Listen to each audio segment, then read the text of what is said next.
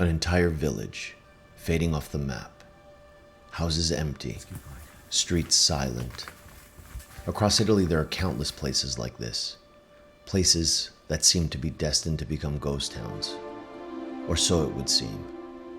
Because abandonment isn't always the end of the story. What if a single idea could change everything?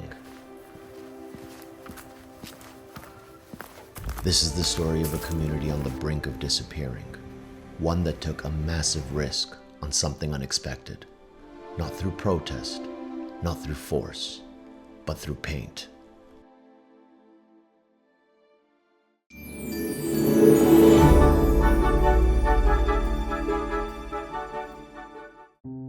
Deep in Italy's Tuscia region lies Sant'Angelo di Roccalvecce, a small rural hamlet. For centuries, it was a quiet community, but by the 21st century, it was quickly becoming a death sentence. The younger generations left for the cities, and the population dwindled to barely 100 residents. Houses fell into disrepair, and a short drive away, the ghost town of Celleno served as a stark reminder of the fate that awaited Sant'Angelo. The village was dying. In 2016, two cousins refused to let their grandparents' village disappear.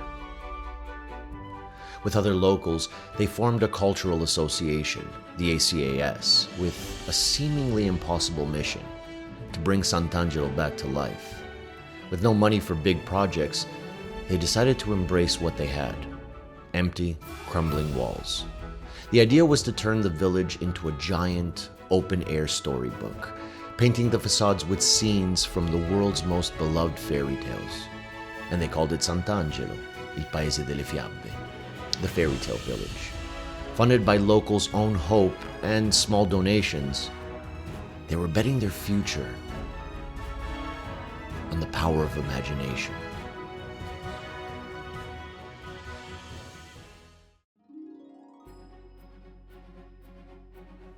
And so, the revolution began on November 27th, 2017. An artist stood before a blank wall in the main square and began to paint a portal into a new world, Alice in Wonderland. But this wasn't just a painting, it was a birth announcement. You see, she hid a secret inside. If you look closely at the White Rabbit, his pocket watch isn't set to just some random time. Its hands point to 11 and 27, a secret code for the date the mural was inaugurated, November 27th. The art was now forever part of the village's new history. The one mural proved their crazy dimension of rebirth wasn't just possible, it was beautiful. And so the fairy tale had begun.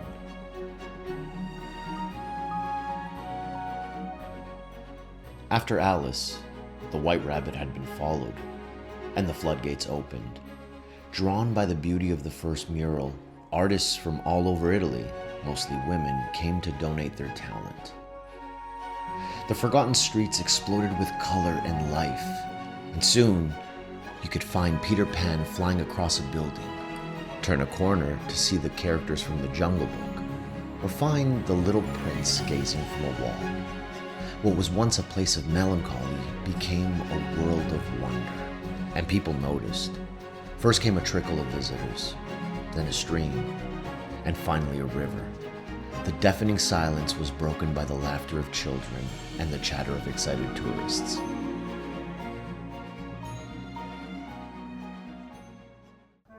Remember when you were a kid and you asked your parents to read you a story? It's like literally walking through your stories. Today, Sant'Angelo is unrecognizable. The artistic rebirth has fueled a real economic revival. With the influx of tourists, new bed and breakfasts, a bar, and a restaurant now thrive where there was once nothing. The few residents who remained are now the proud hosts of an enchanting success story, one that Walt Disney would surely approve of.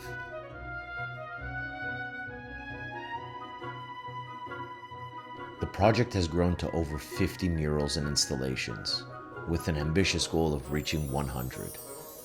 The village that had no monuments to attract tourists essentially became a landmark in its own right, a living example of a community that wrote its own happily ever after.